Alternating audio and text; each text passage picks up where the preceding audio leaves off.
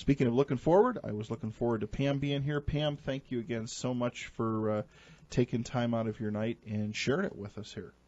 Well, thanks for asking me. I'm enjoying it. That's what it's all about. Let me go ahead and get some questions that were sent in for you, posted up to you, and get your you've talked about, you've answered some of the questions, but let me go ahead and get a few of them to you. It says, who is the most famous person that you or your group may have been in contact with? Probably the most famous person is John Mackey, or Mrs. Mackey at the Mackey Mansion in Virginia City. Okay. We spent the night there in February, and Jackie Klebe and I were doing an EVP session, and Mrs. Mackey's picture is up on the mantle, and Jackie had brought her a hair barrette because we'd noticed in the picture that she really liked to do her hair up, and I guess Jackie has been there previously and had I don't think she'd made a good impression because she'd gotten some negative EVPs.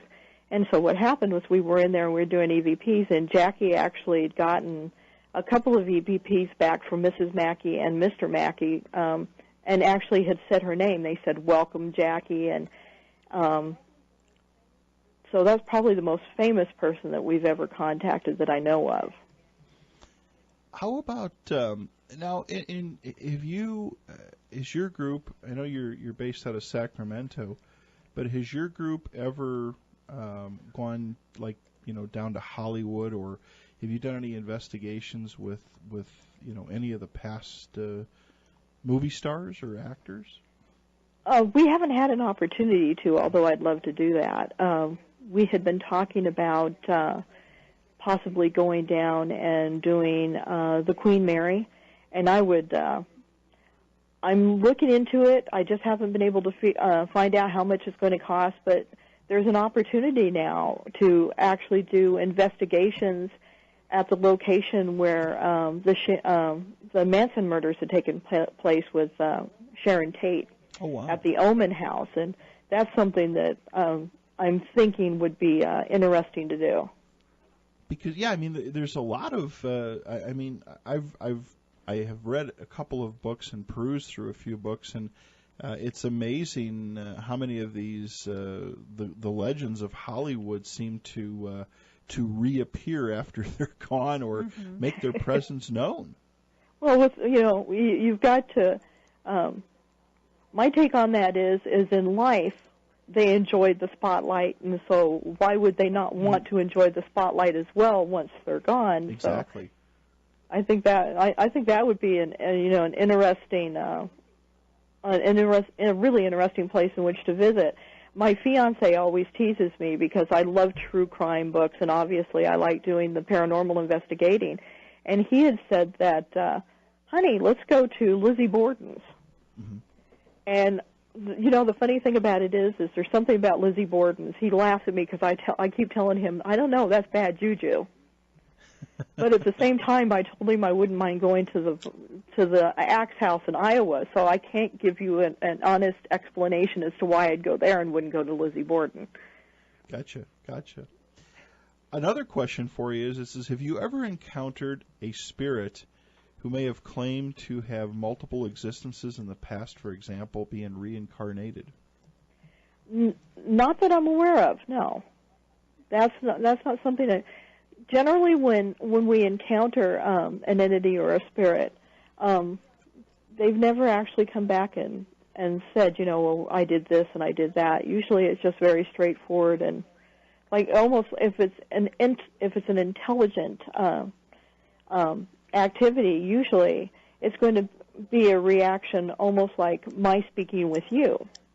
But I've never actually had them say, well, in a past life I did this, although I think it would be fascinating to have that happen.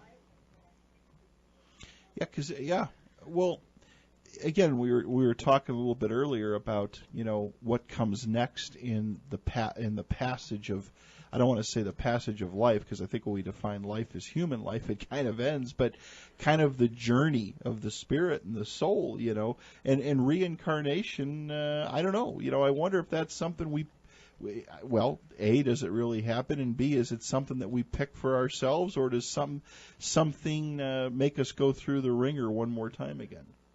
I've always been fascinated by Sylvia Browne's take on life after death. And one of my favorite movies, and it's very simplistic, but I find it rather comforting. It's comedic, but at the same time, it's the way in which I have a tendency to see things, is Albert Brooks in Defending Your Life. And the premise of the movie is when you pass, you go to the next plane, and you're judged on how you lived your life and whether you learned your lessons. And depending on that, you're moved on to a higher plane, or you're sent back to learn the lessons you didn't learn before. And I always find that rather comforting. Yeah. Yeah, it is. And so I have a tendency to look at it that way, that you're never really gone. You're here, just in a different plane of existence. Right. Yeah, and it totally makes sense that way too. Or maybe a different dimension. Yeah, maybe. Yeah. We never know. I used to read a lot of Sylvia Browne's books years ago too. One of our listeners sent us an email, kind of an interesting email. I have kind of just briefly read through it, but have you ever heard of, it's called World War II Ghosts Complete Their Missions. It's tales of the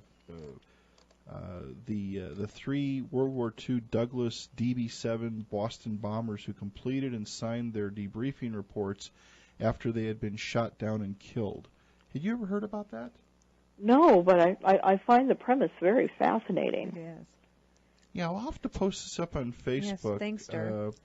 Yeah, one of our friends from the East Coast, who is a listener who's always there for us, sent me this, and pretty interesting. But it's about the squadron that, of course, there's quite a bit. To the occurrence, but these three Douglas DB-7 Boston bombers, they had a mission and signed all the debriefing reports and everything like that, but yet when it was all signed and done, they had already perished. Some interest. Well, yeah, it's really interesting. If we can send. Yeah, I'll send that over to you, and Pam. we'll put it on our Oh, Facebook yeah, I'd like page and to. stuff for people to Yeah, read. I'd love to read that. Once you read the whole thing, you'll get it more. There's so quite a it's bit pretty to cool. it, but yeah, very, very interesting. It is interesting. A lot of stuff interesting tied with military. Well, I think things. some people too. They do, like on this article, they do die, suddenly, and I don't think people realize they're gone. Well, I had read somewhere that because I'm trying to learn as much as I can, because by no means do I know everything, and the more that I do this, the more questions that I have. Yep. And one of the things I had read was that maybe part of the reason that some people stay behind is because for people especially who are extremely religious, you're told that if you don't live your life in a certain way, that you're going to go to hell. Yeah. Right. And maybe the reason that they stay behind is because they're scared to move on for fear that they didn't live their lives the way they should have. I totally think that's true. I think some people like that are, some people that have like committed suicide or things, or sudden death or something happened, they're kind of, they get afraid, I think, to move on. Like you said, they're afraid of what's beyond that, so they kind of stick around, for a while. And yeah. And see what happens. I agree. Yeah. I had never thought of it that way, and then I read that, and I thought, that makes perfect sense. Yeah, after my dad passed away, because he committed suicide, he was around for a while, and it took quite a while till he went to light and went on, but I think that it's just, it's pretty interesting, all that stuff. Yeah, I think that, people sometimes they have unfinished business. Mm-hmm. Well, and again, anything that drives somebody to that point, I believe that I don't want to use the word a tortured soul necessarily, but someone who gets to that point in human existence, it's got to be traumatic. Just as we talked about on the Hornet, the young men that committed suicide there. I mean, sadly, a very bad place to be mentally at that point in time. Yeah. You have but to. like, I think that, after life and stuff, it's better. I think that people move on into different things. So. Oh, so do I. I don't necessarily believe in no hell or anything. Yeah. Yeah. Like that, I don't really think. So now let's I think talk. Sometimes we're in hell here. So. Yeah, it feels like it sometimes. The California Auto Museum, that interested me. There, is that a place that you guys have been to a few times? Well, as I said, we've only been doing this. We're going on our third year, and I like to think outside of the box, which is one of the reasons why I had requested being able to do the investigation at the Auto Museum. And when I first broached them about it, they weren't quite sure because they'd never been, they had never had anybody ask. And I said, well, think about it. People love their cars. Right. And, there's every chance in the world that people are going to hang around and they're going to, continue to be with their cars. And then come to find out there had been a little girl had passed away in one of the cars. They weren't quite sure which one, but they knew that one of the cars, a little girl, had passed away, and also Ricky Nelson's car is at the California Auto Museum. Unfortunately for me, I didn't get a chance to talk to him, doggone it. Mm-hmm. But when we set up at the Auto Museum, it was really sort of interesting. I don't know if you saw the picture on Facebook, but one of our team members, Tanya, was snapping photos and got a picture of an entity actually sitting behind the steering wheel of one of the cars. You can see the perfect outline of somebody sitting behind the steering wheel. Wow. It was absolutely amazing. And then what happened was my fiancé and Michael Spiker, at two separate times during the investigations, were standing over with the race cars. And Michael was snapping pictures, and he had thought that either the docent that was there with us or I was coming toward him, and that whatever it was coming at him at such a fast rate of speed that Michael actually jumped out of the way, but there was nobody there. Because once he stepped back, he looked to go see who it was, and whatever it was gone. And he walked up to me, and he told me about it, and I walked up to my fiancé, and I said, honey, this is what happened to Michael. And he said, oh, thank goodness, the same thing happened to me in the same spot, and I thought I was imagining things. Wow. And so that was, it was a really active spot. One of the things we had found out was one of the docents had died and donated several cars to the collection. And two of us were walking over by those cars and just sort of, snapping pictures and doing EVP sessions. And I had, in my peripheral vision, seen somebody standing there about 6 feet tall. They were wearing light khaki pants and a light shirt. I went to look at him to say something to him, and there was nobody standing there. So, again, a lot of activity.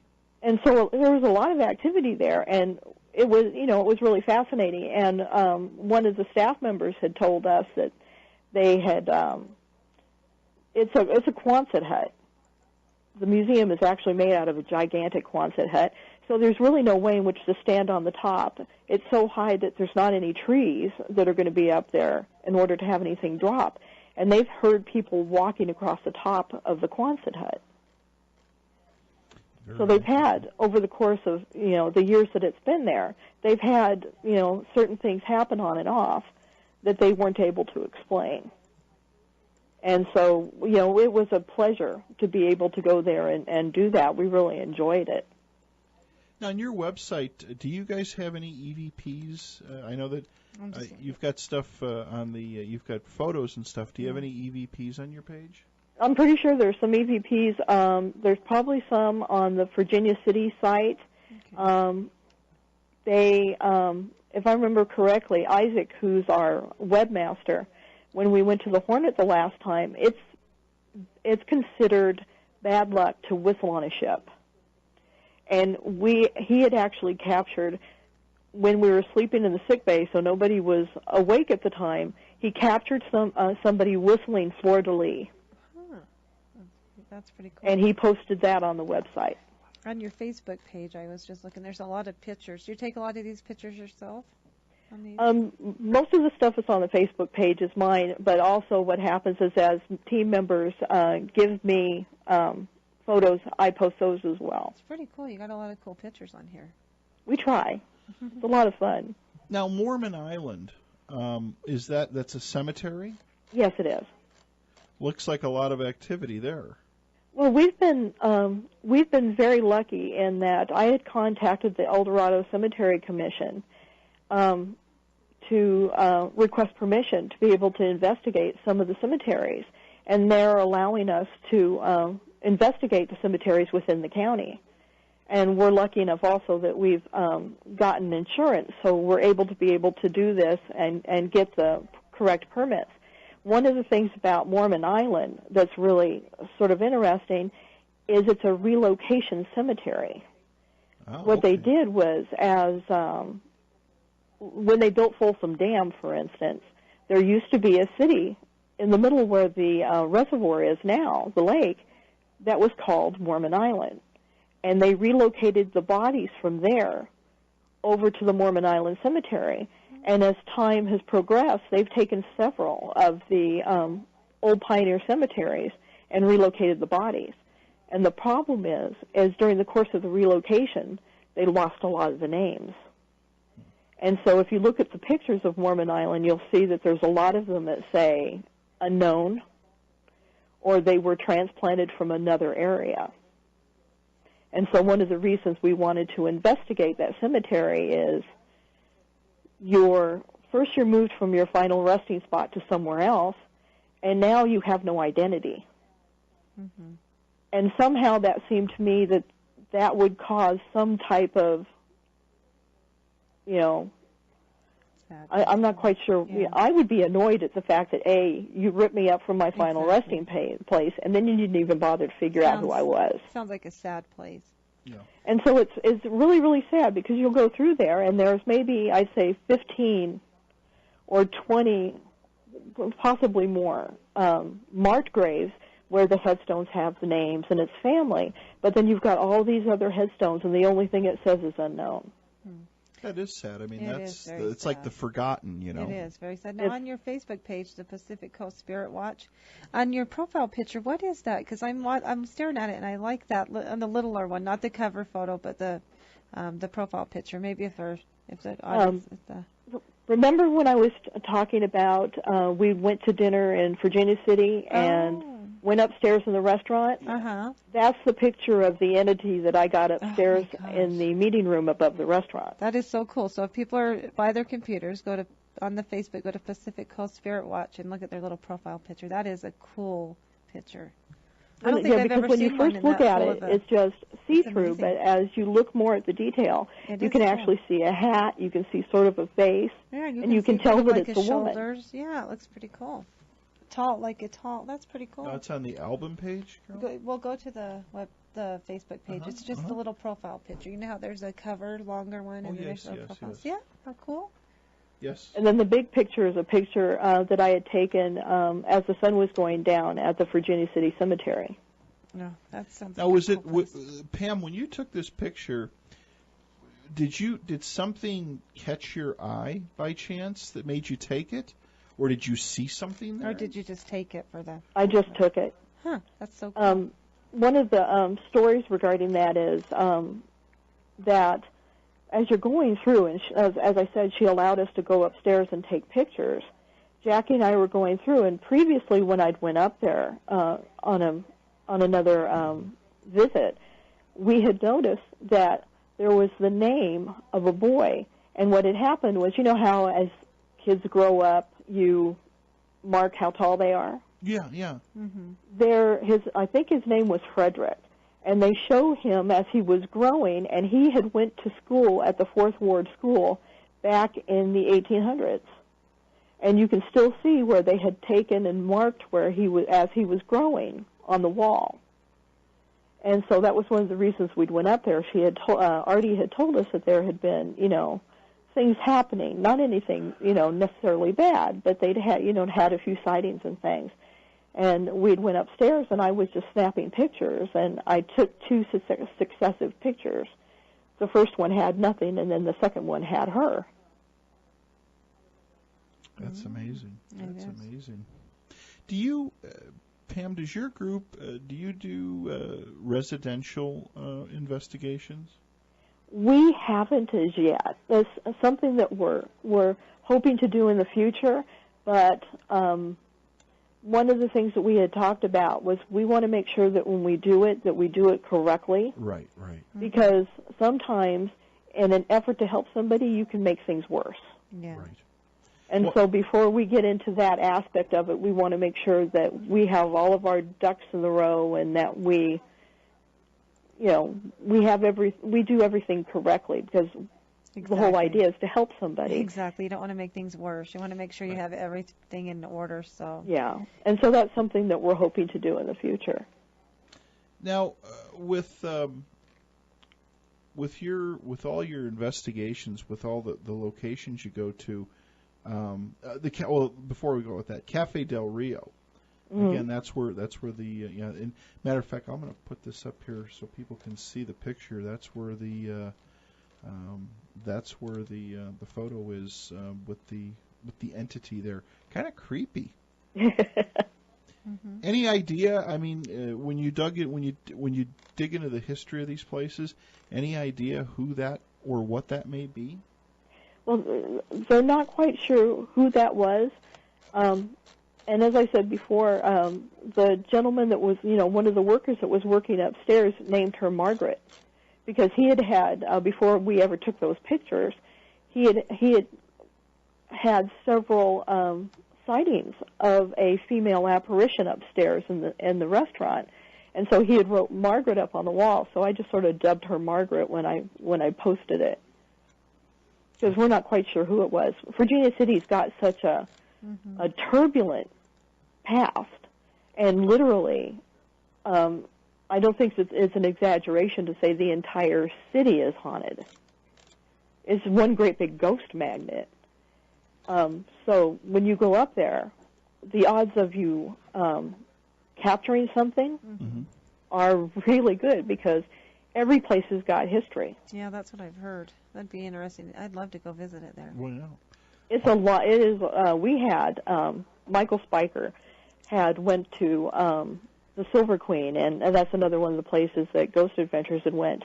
And my fiance and I also had went to the Silver Queen and spent the night there. And it was built in the mid 1800s. My fiance Robert likes to remind me that it didn't have a TV, it didn't have air conditioning, it didn't have a phone, and he likes his creature comforts. We had went upstairs and we were laying on the bed trying to decide what it was we were going to do. It was the first time I'd taken him there. The cell phone reception up there is almost nil. You sort of have to walk. It's like a commercial where you're walking around and you're holding your phone out, just hoping you'll get a couple of bars. So we had turned our phone off. We're laying on the bed talking about what we're going to do, and our phones went off. wow. And he looked at me and he said, "I thought you said the phones are off." I picked it up and said, "Look." The phone's off. Now, one of the rooms, a prostitute had killed herself. She slit her wrists in a bathtub. And Michael had spent the night there on, I believe it was New Year's Eve of last year. He had taken his dogs up there, and he'd left his digital recorder in there. And clear as day, on his digital recorder, you can hear what sounds like water running and somebody getting into the tub. And there was nobody else in the room. Also, what you'll hear is giggling, and the dog started to whimper. And he looked at me from that point, and he's never taken his dogs on another he's never taken the dogs up there again, because animals are so sensitive that when you heard the giggling, the dog started to whimper, and he said it just really freaked him out. He says, "I'm never taking the dogs up there again." And that was the room where the prostitute had killed herself. Do you use with your group, Pam? Do you have a psychic or a medium in your group? We have a couple of people that are sensitive. Okay. I'm not sure that you would call them mediums. per se, They can just, but they can sense entities or can actually see them. yeah. Because that seems to be the popular thing today, is that most of the groups here are instilling the work of a psychic or a medium. And then we've got one group, I think it's called Parascientific. It's Alan Davidson's group here in Salt Lake City. They're also using a service animal in their investigations. I'm not, I think that's an interesting premise, but, you'd have to have a dog that was really well trained in order to do that. Right. You would. Right. And that's why they use the service animal, because we've got one at home, and in training. And he when he's on his game, he's really good. I mean, he is really, really good. When he's not on his game, When he's on his playtime. When he's on his playtime, he's like a little kid, and he's a big little kid. But yeah, when he's on his game, I could see him definitely being an asset to do in some of these investigations. Oh, I'm sure, because they can see things that we can't. Exactly, they see and sense. Another question that our friend Bill in upstate New York sent in, it said, Pam, have you ever encountered orbs, and what's your theory on what they are, and has she felt any vibe or communication with an orb? I've never had any vibe or communication with an orb. There's a lot of school of thought. I do believe in orbs. Now, granted, there's a lot of stuff that's dust. I'll give you that, where people take pictures and it's basically dust. Mm-hmm. But then there are some times when you'll get a picture, and I've never seen a blue piece of dust. I got a picture at Mormon Island. I was taking pictures, and there's a couple of small orbs, but then there was this one that was the brightest blue I have ever seen in my life. And there was no way that's a piece of dust. Right. And there was no explanation. There was no blue light out there. It was basically sitting right next to a tombstone. Huh. I've never really researched the colors of orbs, but I wonder what they represent. I haven't either. It's something I really need to look into. Because it seems like it seems like the colors have the different colors represent something a little different. The mood of I don't know if we want to call it the entity or whatever. Not sure. But also now orbs, are also tied with not only paranormal type things, but they're very common in the field of ufology as well. They kind of cross the line a little bit. I had never heard that before, but it makes sense to me. I think that as a species, we'd have to be very arrogant to believe that we're the only ones. Yeah, exactly. Right. And if we're the smartest ones in the universe, I'm really disappointed. I was going to say, if we're the only thing out there, God help us. Yeah, God help somebody. But the school of thought when it comes to orbs, granted, there's a lot of people that see a speck of dust and are sure that that's exactly, that's grandma. Where I've gotten some pictures of some orbs that there is no way that's dust. You can actually see a face or some type of, something within the orb. Something. It's pretty amazing. Well, again, it just seems with the field of ufology, though, that's kind of like in Close Encounters of the Third Kind. Of course, there were spaceships, but then there were those little red orbs flying around. Oh, sure. There are more things in heaven and earth. No, yeah. Yes. I think it's probably the best line ever developed. It basically sums everything up. Just because it hasn't got an explanation yet doesn't mean that it won't. And I have a hard time believing that the Egyptians were able to build the pyramids without some type of help. Have you ever? We got another question from Dirt. Have you ever had any entity follow you home from an event or an investigation? Well, we're gonna before you answer I'm that. sorry, Pam, I didn't even look at the clock. We got to take a final commercial break. All right, everybody, welcome back to Fringe Radio. Pam Marcom is our guest tonight from PacificCoastSpiritWatch.net. And again, Pam, thank you so much for being here. This is fun. Well, this has been great. I've enjoyed it. I hope you'll ask me back again sometime. Oh, we will. And you did just fine. It's fun. It's fun. Yes, it is. You had some questions for Oh, Carol? yes. Which was the one from Just Barely? Let me see. Sorry.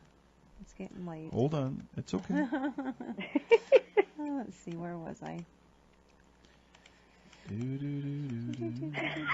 Sorry, Pat. Help me here. I can't remember. Okay, Sonic writes in a question for you. Oh, wait. Let me get yours first, then we'll get ahead. Sonic's. Go ahead. Has you ever had an entity follow her home from an event or an investigation? I haven't, but we've had a couple of team members that have. And in order to keep that from happening, what we do now is we do, whenever we do an investigation, we do an opening circle where what we do is we'll stand in a circle, clear our heads, and do like a little meditation. And at the end, we do the same thing. We'll do a clearance circle where we clear our minds, and then we basically state, you're not allowed to come home with us. You don't have permission. You have to stay here. Because we actually have had at least 2 team members that I know of that brought friends home. Friends. Hopefully. Well, we don't want to be negative about it, but it wasn't exactly the most pleasant experience for them. And then, let's see. What is Go ahead with your next question. And Sonic asked, in your investigation so far, has there ever been a time that you were so scared that you wanted to walk away? Or maybe run? When, the first time, before we actually became a group, when Michael, Tammy, Warren, and I, which are basically the starters of this whole thing, when we went to Virginia City, I had never been on an investigation before. I always wanted to be. And we had an SB7 spirit box. We were in the miner's cabin. And we were in toward the back room. And the miner's cabin is just outside of the Yellow Jacket mine. And it was one of the worst mining disasters in Virginia City history. There's 37 miners still buried down in the bottom of the mine. And the mine is literally within 30 feet of the front door of the miner's cabin. And so it's like midnight, and we're walking through the miner's cabin, and we're talking to the spirit box, and Michael says, "What's your name?" And he says, "Pete." And then he says, "How'd you die?" And he goes, "Fire, die," which is exactly what had happened. And then what I thought he said was wrong. And Michael said, "No, Pam." He said, "Run." And I hit that door so fast my head would have spun. Really? Because I'd never had anything like that happen before. Now, later in the weekend, the funny thing about it was we'd went on a mine tour in the city of Virginia City, and the tour guide was talking about how one of the miners' names was Pete, which really sort of freaked me out a little bit. Mm-hmm. When we went back that night, Michael was walking down through the miner's cabin just taking pictures. He was walking past the second bathroom, and the water came on by itself. Wow. And Michael's been doing this for quite some time. He was in another group prior to being in, to our organizing this group.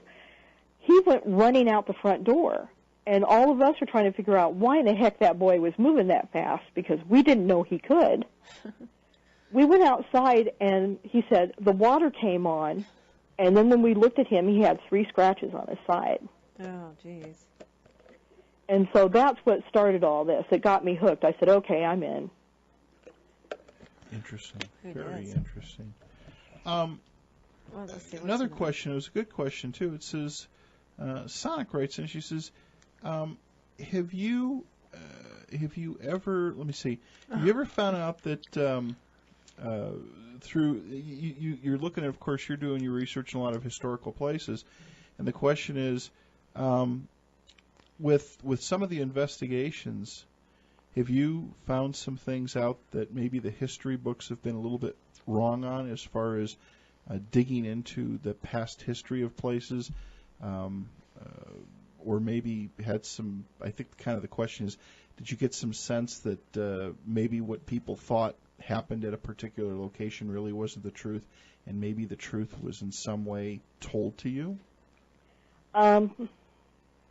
in doing some of the research, and this goes back to like Ghost Adventures and Ghost Hunters, we several places in Virginia City, because it is it's a ghost town, but it's also a tourist destination. Mm-hmm. And so what we found over the course of time is that there are some stories about some of the places within Virginia City that there have been a couple of myths perpetuated in order to make it look different than what it was. Mm-hmm. It's not that the locations are not haunted, but what they did was they took bits and pieces of historical fact and they sort of tweaked them. Because we had went to St. Mary's retreat, and the former director had contacted the University of Nevada Historical Society, and they did some massive research about some of the locations in Virginia City. And what's been said is not necessarily accurate fact. Is that a good description? Right. And it doesn't make the place any less haunted, but they use it in order to perpetuate a myth so that they can get more tourist dollars. Yeah, and I think that happens a lot with some places. So too. Yeah, I agree with you. But to me, I don't know that while they think they're getting more tourist dollars, all they're doing is kind of A, they're disrespecting people, and B, they're kind of cheapening things, I feel.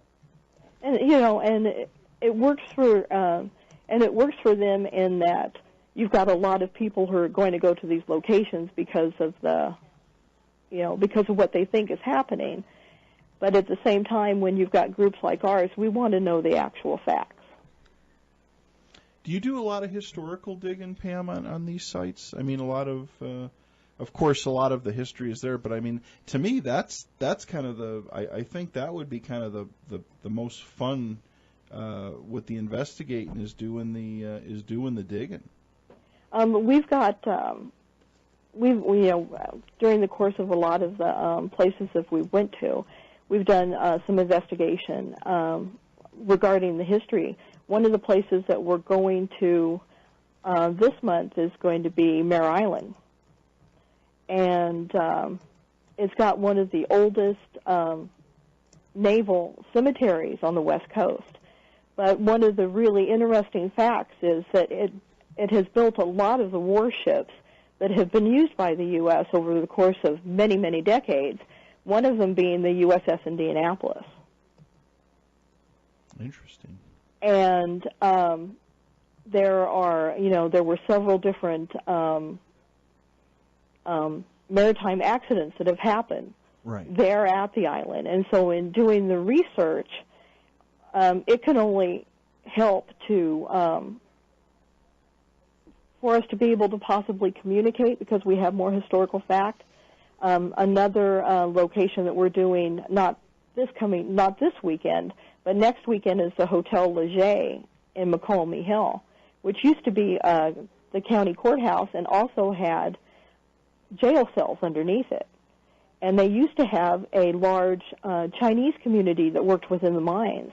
And one of the people I work with, family, is translating questions for me to put on a digital recorder so that we can go behind the hotel where the Chinese area was located to see if maybe we can communicate with the Chinese community and get some EVPs back. So I'm looking forward to seeing how that's going to work. So now that's really interesting because that's a question that comes up so many times is how do these spirits communicate? Do they communicate in so like you said, if you walk into a place, if you go do an investigation and it was Chinese people that died there, obviously they spoke in that language.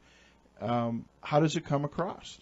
I mean, and I think what you're doing is good. Well, that's what I've always, as you said, I always thought it was rather interesting that that Ghost Hunters International can go to Transylvania and get EVPs in English. Yeah. Mm-hmm. Now maybe when you pass over, supposedly you become all-knowing, so maybe now you're bilingual. Huh. Maybe. Maybe you can communicate in whatever language is necessary in order to speak to the person that you're communicating with. But we thought that, that maybe what we'd try is go ahead and try to talk in their native language and see if we get something back. Yeah, I mean, I think that would make more sense. Well, it's an experiment, and I'm hoping that it will work out well for us. Well, I think it will. I think you guys are going down the right path with it. Mm-hmm. We've got to wrap up in just a little bit, Pam. The 2 hours went way too quick. Yes, it did. And so much to cover. But again, it was such an honor to have you here and talk about your group. And we would love to get you back on. And again, all your team members are more than welcome to join us. What's the website again? The website is, you want to give our listeners the website? The website is PacificCoastSpiritWatch.net, and the Facebook page is PCSW 2012. Sounds great. Check it out. There's a lot of cool pictures. There's a lot of cool pictures. It is. It's and I needed to scroll down a little bit more as far as the EVPs and the video and some of that stuff, and it's all there. And again, my hat's off to you and with the work you're doing. And I think that the way you guys are doing it is good to hone your skills and learn the tools of the trade and experience these things in the public places before you go into the private sector, because like you said, you don't want to cause more problems. Do you guys have any upcoming events or anything? Yeah, anything coming up? Well, as I said, the Hotel Leger next weekend. We're going to be there for the weekend. We're doing Mare Island on April 26th. We're doing the USS Hornet on May 31st. Cool. And then we have several other ones that we're getting ready to do, but I can't discuss at this point. Oh, sure, cool. Sure. And the TV you were talking about a little bit, you can't probably talk too much about that, but you're talking about the show. I know that the Ghost Adventures Aftershock is starting on the 26th of April. I'm not sure when the Hornet episode is going to air, and that will be the one where they're going to be using some of our pictures and videos. That'll be awesome. You'll have to let us know, and then we'll get you back on right before. Why don't we do that? That'd be fun.